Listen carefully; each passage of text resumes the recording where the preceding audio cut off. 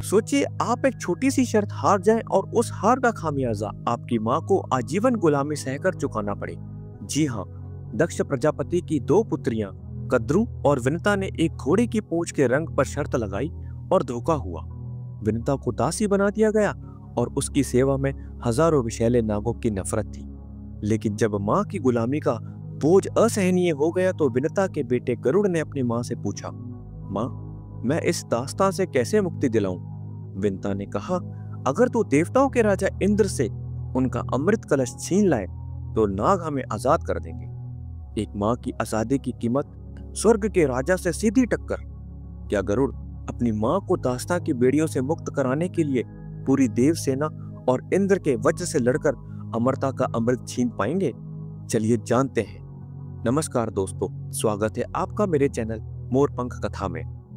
आज मैं आपको ले चलता हूँ उस प्राचीन युग में जब देव और दानव जीवन के अमृत की तलाश में महासागर का मंथन कर रहे थे।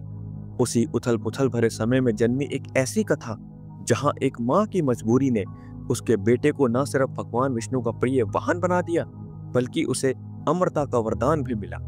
ये कहानी है गरुड़ की, पक्षियों के उस राजा की जिसने अपनी माँ की इज्जत बचाने के लिए पूरे नाग वंश से दुश्मनी मोल ली थी।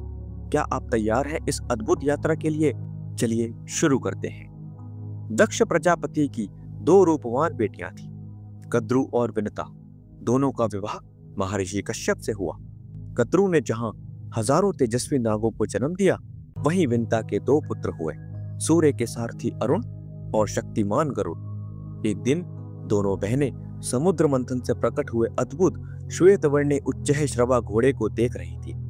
कद्रू ने अपनी धूर्तता को दिखाते हुए दावा किया कि घोड़े की पूंछ काली है, जबकि विनता ने पूरे विश्वास से कहा कि वह पूरी तरह से सफेद है। बात इतनी बढ़ गई कि दोनों ने एक शर्त लगा ली, जो हारेगी वो जीतने वाले की आजीवन दासी बनेगी। एक छोटी सी शर्त, लेकिन इसके परिणाम इतने भयानक होने वाले थे, इसका अंदाजा शायद किसी को नहीं था। कद्रू, जो अपनी जीत के लिए कुछ भी कर सकती थी, उसने अपने हजारों नाग पुत्रों को बुलाया और उन्हें आदेश दिया कि वे सूक्ष्म रूप धारण कर उच्च श्रवा घोड़े की पूंछ पर लिपट जाएं, ताकि वह काली दिखाई देने लगे।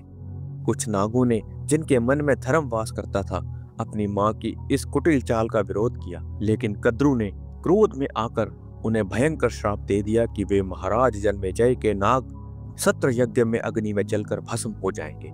और फिर हुआ वही जो कद्रू चाहती थी। अगले दिन जब विनता ने घोड़े की पूंछ देखी तो वह काली थी। शर्त हारने के बाद विनता को कद्रू की दासी बनना पड़ा। अब उसे न सिर्फ कद्रू की बल्कि उसके हजारों नाग पुत्रों की सेवा भी करनी पड़ती थी। यह उसके लिए एक असहनीय पीड़ा थी। अपनी माँ को दास्तां की जंजीरों में जकड़ा देख युवा गरुड़ का हृदय दुख और क्रोध से भर उठा। वह अपनी माँ के पास गया और पूछा, माँ, मैं आपको इस दास्तां से कैसे मुक्ति दिला सकता हूँ?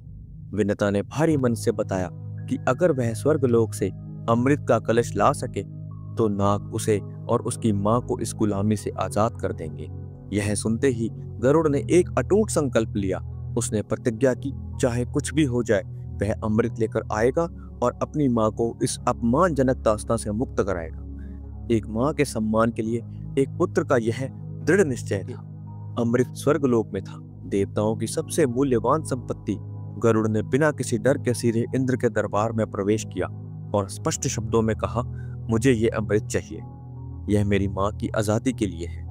इंद्र ने स्वाभाविक रूप से मना कर दिया, लेकिन गरुड़ अपनी माँ की मुक्ति के लिए दृढ़ रुकने वाला नहीं था। उसने पूरे स्वर्गलोक में तबाही मचा दी, अपनी प्रचंड शक्ति से देवताओं को विस्मित कर दिया, यहाँ तक कि उसने इंद्र के अमोद वज्र को भी अपने पंजों से जकड़ लिया।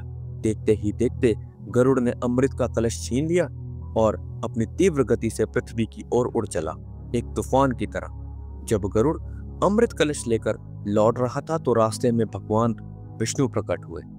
उन्होंने गरुड़ को रोका। गरुड़ ने उनसे पूछा, प्रभु, मैं इस अमृत का सेवन नहीं करूंगा, मुझे बस अपनी माँ को इस दास्तां से मुक्त कराना है। गरुड़ की निस्वार्थ भक्ति और मात्र प्रेम देखकर भगवान विष्णु अत्यंत प्रसन्न हुए। उन्होंने गरुड़ को आशीर्वाद दिया, तुम आज से मेरे प्रिय वाहन बनोगे और अमरता प्राप्त करोगे। गरुड़ ने अमृत कलश नागों को सौंपा और इस तरह उसकी मां विनता को उसकी दास्तां से मुक्ति मिली। नागों ने सोचा कि अमृत पीकर वे अमर हो जाएंगे, लेकिन गरुड़ ने उन्हें स्पष्ट किया कि यह असली अमृत नहीं है बल्कि एक भ्रम था। इस धोखे से नागों को गहरी चोट पहुंची और उन्होंने गरुड़ से आजीवन शत्रुता मोल ले ली। बस तभी से गरुड़ नागों के परम शत्रु बन गए और यह शत्रुता आज भी भारतीय पौराणिक कथाओं में गहराई से वर्णित है। यह दिखाता है कि धोखे का परिणाम कितना स्थायी और विनाशकारी हो सकता है। गरुड़ की अद्वितीय वीरता और अपनी मां के प्रति अगाध प्रेम को देखकर भगवान विष्णु ने उन्हें अपना वाहन बना लिया।